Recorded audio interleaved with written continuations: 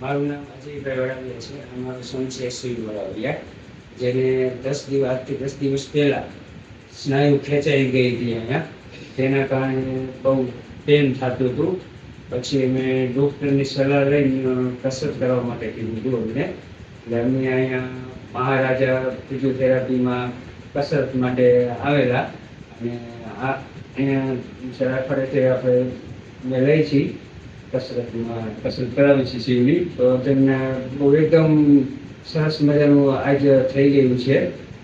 બહુ સરસ એને જે દુખાવો થતો પેન થતો એ સંપૂર્ણ રીતે મટી ગયું છે એને. અને હવે બહુ સારું રહીએ એને.